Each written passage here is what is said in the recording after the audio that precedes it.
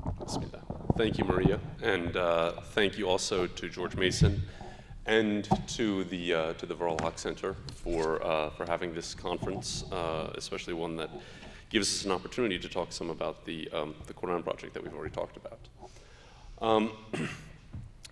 When one looks at the issue of the covenant in the Quran, it jumps out.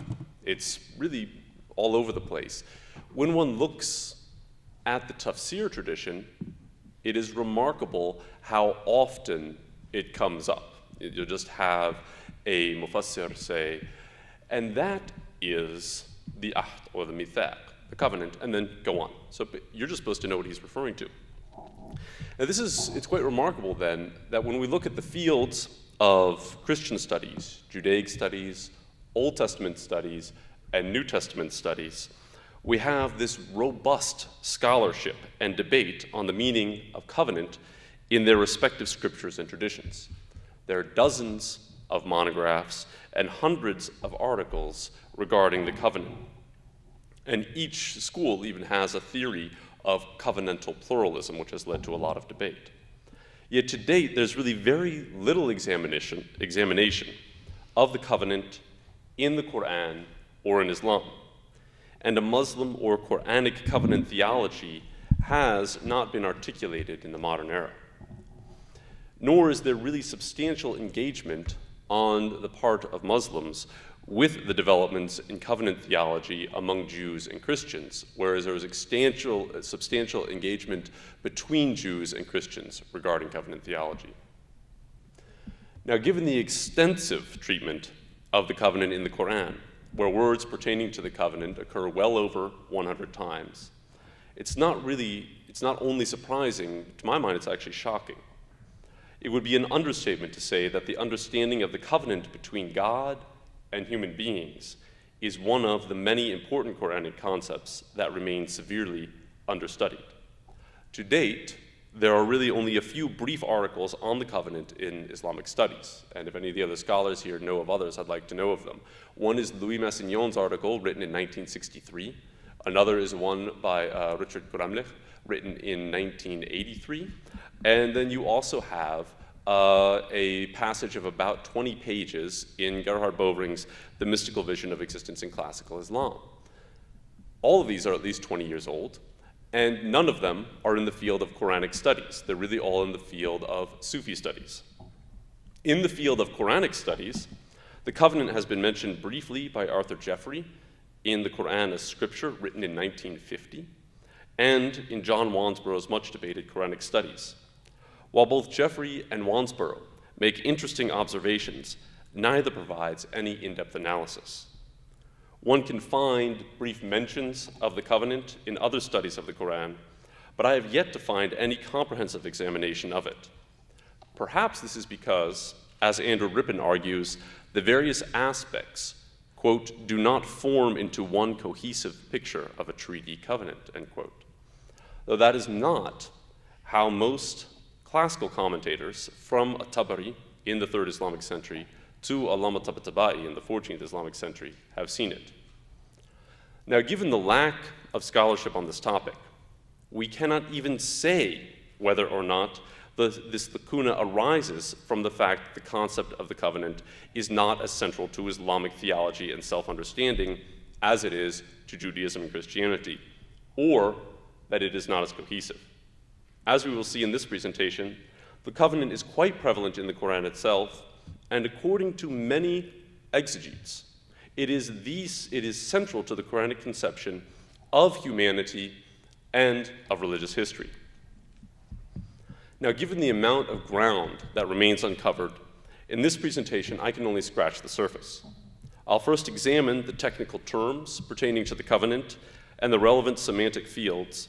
Then I will highlight some of the predominant trends in the Quranic account of the covenant and the exegetical treatment of it, which often come in relation to verses where there actually is no mention of the technical terms for covenant.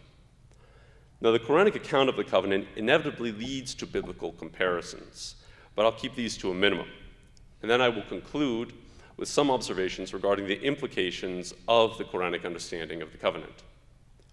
Now, two Arabic terms are central to the Quranic concept of covenant. The first is ahd, and the second is mithaq. And there are several secondary terms, such as isr, burden, amana, trust, and wa'd, promise. Several other verses in which none of these terms occur are also taken as references to the covenant. This is most notable in verse 7:172, which I will discuss extensively in this presentation. As Gerhard Bovering notes, 7:172 anchors the Muslim understanding of the covenant. Discussions of the covenant can also be found in the exegetical treatment of Quranic terms such as Hablullah, the rope of God, and al-urwat al-wuthqa, the most unfailing or the firmest handhold, among others. Furthermore, as Wansborough observes, other essentially neutral terms may in Quranic usage be lent divine sanction by occurring in context with ahd and its derivatives. Given this broad range, a full examination of such terms is beyond what I can do. I'll just focus on the terms and then the key verses in the Quran, those being 7:172 and 30:30. Now, the term ahd appears 29 times in the Quran, while its verbal form occurs 9 times. Ahd is rendered by various translators as covenant, pledge, pact, promise, among others. The term mithaq occurs 25 times, and it is rendered by various translators as compact, covenant, and plighted word. I don't know what that means, but that's one way that Yusuf Ali renders it. And these are just a few examples. Now, as Wansborough observes, ahd and mithaq are used interchangeably in the Quranic text. And like the Old Testament term barit, both can designate a covenantal or contractual relationship between human beings, as in several Quranic verses, or between God and human beings, as in the verses that I will examine today. In addition, ahd and mithaq are often treated as synonyms in the commentary tradition. I think that distinctions can be made, but in this presentation, I'm going to just use covenant to translate both. Now, ahd comes from the verb ahida, which is most commonly joined to the preposition illa, meaning, and when it's joined to the term illa, it means to enjoin or charge. As in 3660, Alam ahad ilaykum ya bani Adam alla ta'budu shaytan. Did I not enjoin upon you, or make a covenant with you, O children of Adam, that you not worship Satan? Also, verse 2:125, وَعَهِدْنَا إِلَّا إِبْرَاهِيمَ وَإِسْمَاعِيلَ أَنْ طَاهِرَ بَيْتِي. And I enjoined upon, or I made a covenant with, Abraham and Ishmael to purify my house. When used without the preposition illa, ahida can mean to fulfill, as in the phrase ahida ahdahu. He fulfilled his pact or his covenant. Thus, ahd in and of itself implies a reciprocal agreement and obligation, but when used with the preposition illa, indicates a unilateral, shall we say, agreement, in quotes, that has been enjoined by one party upon the other. Now, the term mithaq derives from the verb wathaqa, meaning to enter into an agreement or a contract. While Wansborough states that the most common Quranic usage of mithaq in the phrase akhadha mithaq, meaning he took a covenant, invariably expresses unilateral imposition, the classical texts do not agree with this interpretation. The term mithaq itself implies reciprocity between two parties. And while it usually occurs by itself in the phrase akhadna mithaq, we took a covenant, it also occurs in the phrase akhadna minhum mithaq, we took a covenant from them, which implies, and this I think is fundamentally important for understanding covenant in the Quran, it implies that human beings actually have something to give of free will in their relationship with God. In one commentary upon the use of the term أخذنا منهم علامة الطبطبائي, the great 20th century Shi'i scholar, notes that it implies both something taken, a ma'khudh, and something from which it is taken, a ma'khudh minhu, and cites examples such as taking knowledge from a scholar. In this sense, the Quranic use of the phrase أخذنا منهم ميثاق, we took a covenant from them, can actually be taken to imply a manner in which God honors and elevates the human being, a theme which can be found in many other verses. Most notably, 1770, we have indeed honored the children of Adam. As many of the classical commentators have observed, such honoring is particularly evident in the phrase, who shall lend to God a goodly loan, which occurs twice and in other derivatives 4 other times.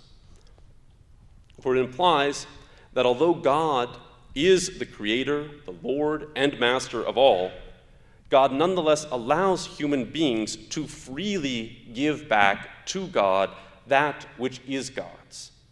By extension, it could be taken to indicate that God allows human beings to participate in the covenant of their own free will.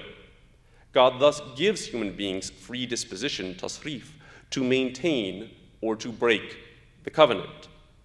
Such covenantal reciprocity is most evident in the famous verse in Surah Al-Baqarah, fulfill my covenant, and I shall fulfill your covenant.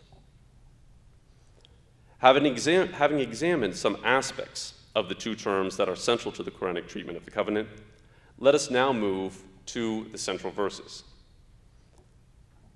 After outlining a few aspects of the biblical treatment first. Now, as many scholars have noted, the main transition from the Old Testament understanding of the covenant to the New Testament understanding of the covenant is that in the Old Testament, the covenant is primarily for the Israelites alone, whereas the New Testament understanding is that the covenant has become universal, available to Jew and Gentile alike. While the book of Genesis does speak of a universal covenant with all of creation that is made after the flood, and that this has given rise to the concept of the Noahide covenant as well, this is not commonly understood to be the same covenant that is then made with Abraham and continually renewed through other patriarchs and prophets. With the Quran, the covenant is also understood to be universal, applying to all human beings. But in addition, it is presented as being pre-temporal, established before the beginning of creation as we know it. Some passages in the Old and New Testaments can be taken as references to an everlasting covenant between God and man. For as Psalm 105 declares, God remembers his covenant forever. But such passages only speak of covenants made between God and man during the course of human history, such as that between God and Abraham in Genesis 17, and that made with Moses and the Israelites in Exodus 19, which are then held in perpetuity and renewed over and again, particularly in the books of the prophets, especially Jeremiah and Ezekiel. Now, in the Quran, however, the eternality of the covenant stems from its being made between God and all of humanity before the beginning of creation. This is alluded to in 7:172. And when thy Lord took the children of Adam from their loins, their progeny, and made them bear witness concerning themselves, am I not your Lord? They said, yea, surely we bear witness. This verse has become the locus classicus for the understanding of the covenant in Sunni and Shi'i Islam, as well as the Sufi tradition. There are important variations in how it is interpreted in each, but there is a shared interpretation that serves as the foundation for each school's more specific interpretation. So I'm going to focus upon this shared baseline tradition, drawing mostly upon Sunni commentaries, chiefly those of At-Tabari, Al-Qurtubi, Ibn Kathir, and Ahmad ibn Ajiba, Now, I just have to note, all the scholars here know that Ahmed ibn Ajiba is more of a Sufi tafsir, but in what I'm focusing on here, I'm actually focusing on his tafsir, not his spiritual allusions, because I find that his tafsir is a fantastic summary, in a sense, of what you might call a Sunni position. Now, verse 7:172 is reminiscent of God's promise to the children of Israel at Mount Sinai and their response in Exodus 24:7. All that the Lord has said we will do and be obedient. It also bears similarity to reaffirmations found in later books, such as Isaiah 43:10, "You are my witness, says the Lord." But here the Quran refers to existence before human beings are brought into this world. And they're in the loins of Adam, when the spirits of human beings are said to have been assembled before God on a single plane, just as it is said that they will be assembled on a single plane at the end of time for the day of judgment. God's question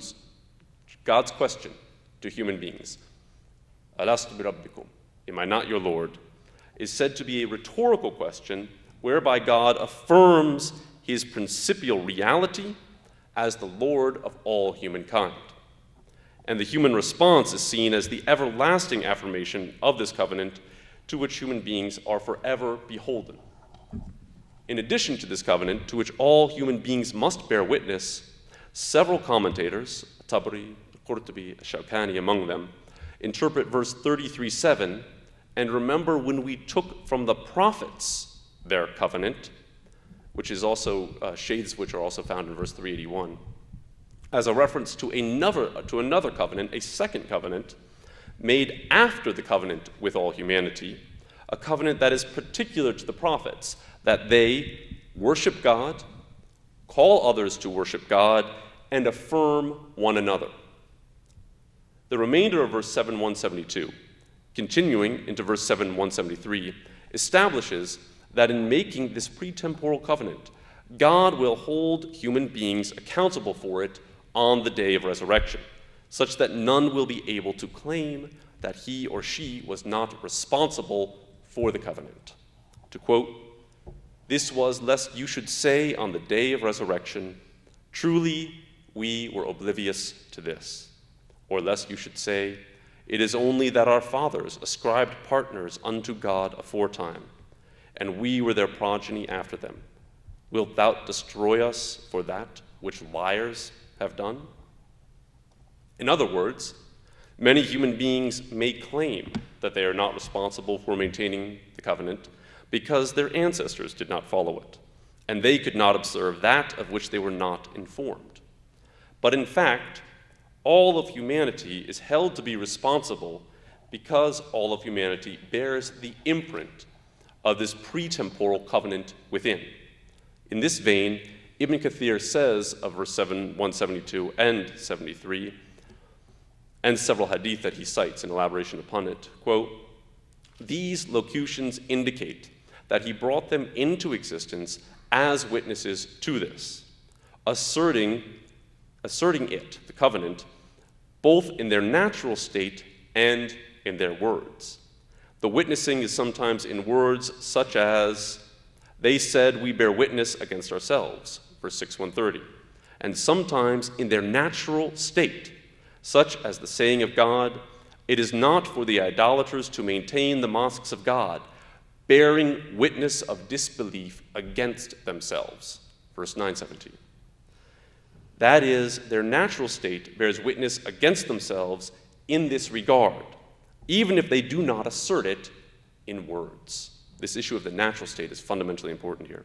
To continue with Ibn Kathir, "And likewise the words of God in Surah 100, verse 7, 'And truly he, mankind, is a witness to that.'" Based upon the subtle and elaborate discussion of covenant and revelation history in these and other Quranic verses, many Quranic commentators speak of two covenants that pertain to all of humanity. One taken before human beings come into this world, and another taken while human beings are in this world. That taken before is referred to by some as the general covenant, al-ahd al-am, to which human nature itself bears witness, while that taken in this life is said to be a particular covenant, a khos, which is manifest through adherence to one of God's revealed religions that God's prophets covenanted to deliver in the particular prophetic covenant to which 33:7 is believed to refer. Each religion thus reminds human beings of the first primordial pre-temporal covenant. As Ahmad ibn Ajiba writes in his commentary on 7:172, they said, "Yea, surely, you are our Lord, we bear witness to that concerning," or it could also be translated, against ourselves. Because all spirits were at that time in the original disposition, the Fitrah, knowing, perceiving. Then, when they alighted in this form, that is the human body, they forgot the witnessing. Then God sent the prophets and messengers, reminding the people of that covenant. So whoever attests to the covenant is saved, and whoever denies it is destroyed.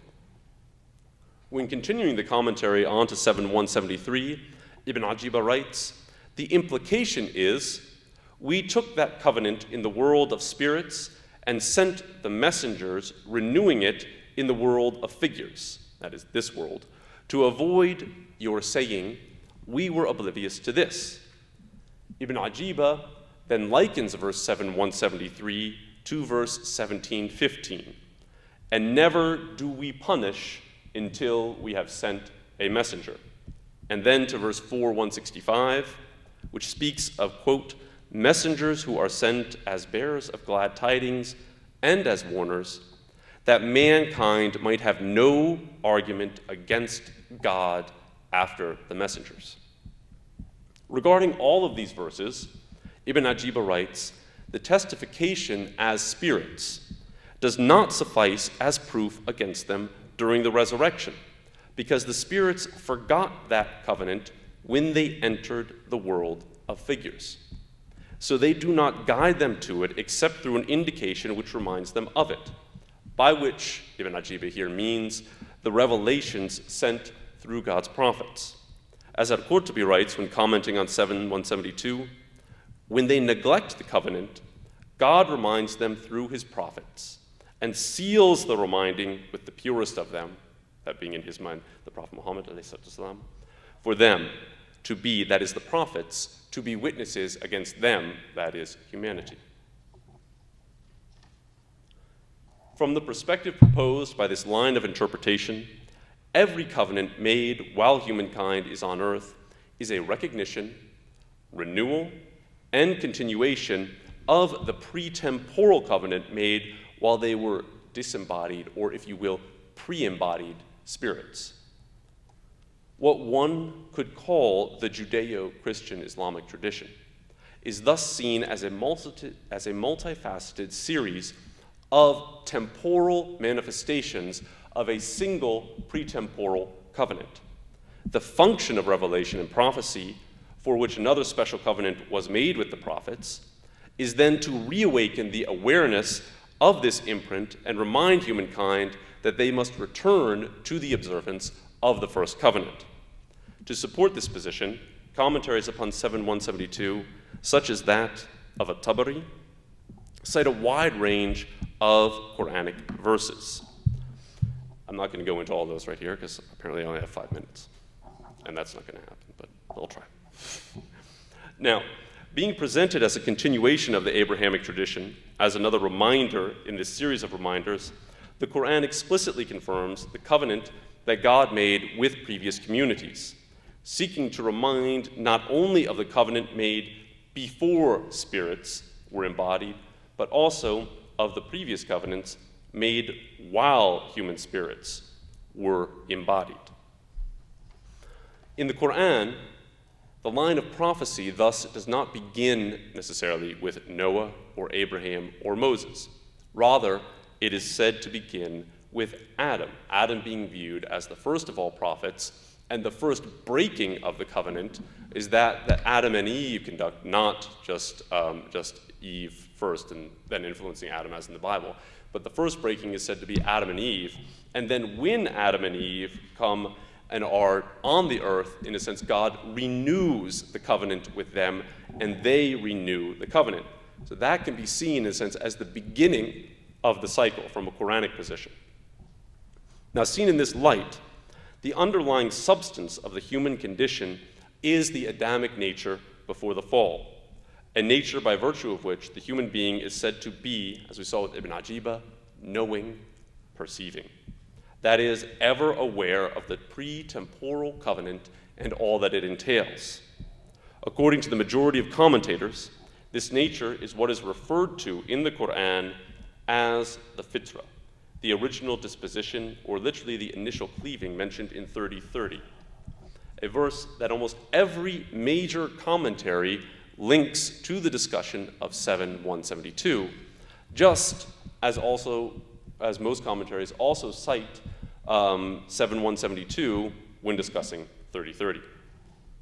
Now, the nature of the link that the commentators see between these two verses can probably best be seen in the words attributed to the famous 2nd, 3rd Islamic century Quranic commentator Ad-Dahhak, who is reported to have said, when his infant son was being prepared for burial, he died upon the first covenant, upon the Fitrah.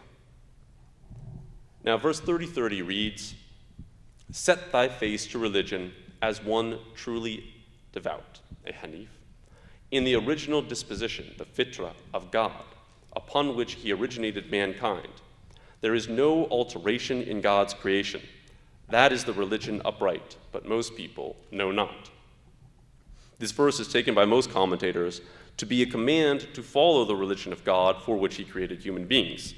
It is interpreted as being addressed directly to the prophet or to all who hear the message, though in both interpretations the meaning is said to apply to all human beings. Some commentators take the first phrase to mean follow the religion as one truly devout, a Hanif, and follow the original disposition in which God created you. That's Qurtubi and Tabari take that approach. In another slightly less tenable interpretation, original disposition is said to modify religion, meaning set thy face to the religion as one truly devout, as God originated it.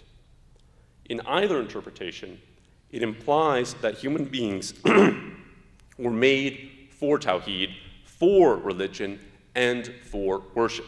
In this vein, many cite the famous verse 51-56, "And I did not create jinn and mankind save to worship me," implying that to be in a state of worship is to live in accord with the Fitrah.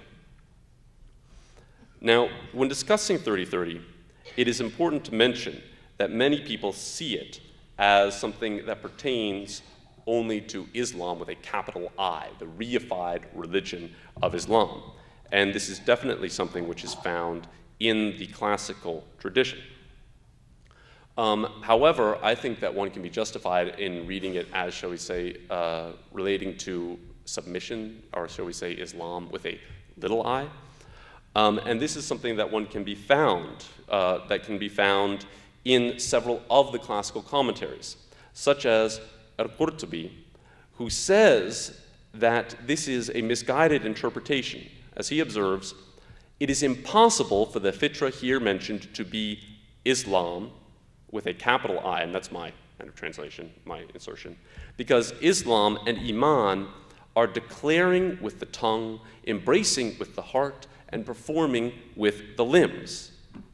So what he is implying is that if Fitrah pertains to the original human disposition, that of the spirit, it cannot pertain to the specific practices of a particular religious tradition, because these can only be performed while a spirit resides in a body in this world. Qurtubi goes on to say, this pertains to the innate character and disposition that is in the soul of a child, which is destined and established to distinguish that which God has fashioned. The child is guided to his Lord by the innate character and knows God's laws and believes in him. So it is as if God said, "Set thy face to the religion that is Hanif," devotion, and it is the originating by God in preparation for which God originated humanity. But obstacles arise for them. Regarding this, there is the saying of the prophet, "Every child is born upon the Fitrah. Then its parents make it a Christian, a Jew, or a Zoroastrian." And the mention of the parents is an example of the obstacles, which are many. Al-Qurtubi continues, our Shaykh has said, "Verily God creates the hearts of the children of Adam with an aptitude for receiving the truth, just as he created their eyes and their ears receptive to things seen and things heard." When viewed in light of this line of interpretation, it is to bring human beings back to this original disposition that all religions are fashioned or revealed. But over time, human beings lose sight of this and follow religion with taqlid, with blind adherence, rather than iman, faith. Religious affiliations that do not remain focused upon the universal realities of the heart of each covenant can thus come to be seen as so many superimpositions upon the original human disposition. This is implied by an interpretation of 7.172 that Ibn Ajiba attributes to al-Baydawi, but I have not found it in al-Baydawi's tafsir. Quote, "What is intended by these words here," and that is he's referring to the fact that 7.172 comes after the discussion of the covenant made with the Israelites at Mount Sinai. He says, "It is to compel the Jews to follow the general covenant after they have followed the covenant that is particular to them, and preventing them from taqlid, blind adherence." Now, to conclude and go a little bit over my time, my apologies, this brief examination is only able to provide a general outline of the Quranic presentation of the covenant, and we can only examine a few verses in depth here. Nonetheless, we can say that an expanded reading of the commentary tradition makes it clear that there is a notion of covenantal pluralism inherent to the traditional Islamic understanding of the Quran and of revelation in general. The multiple covenants envisioned by Quranic exegetes can be said to unfold in three phases. The first is the primordial pre-temporal general covenant made by God with all human beings when they were taken from the loins of Adam. The second is the special covenant made by God with the prophets that they will call people to worship and thus back to observance of the first covenant. And the third is prepared by the second, and this is the phase on earth wherein human beings take one of the particular covenants with which God has sent the prophets as a recognition and renewal of the generation of the general covenant that had made before time. A full recognition of this covenantal pluralism within the Quran and within the Islamic tradition has important implications for Islamic theology, especially as many traditionally minded Muslims still grapple with the question of the other. Developments in this area could even give rise to a classically rooted and canonically literate Islamic theology of the other that is not in deep tension with the contemporary pluralistic experience. Rather than viewing the succession of covenants throughout human history as superseding or abrogating one another, as many Muslims are wont to do, each can be seen as bearing witness to the reality of the first covenant, and every human being can be viewed as one who is born upon the Fitrah, and thus as one who bears witness to the original covenant within. Thank you.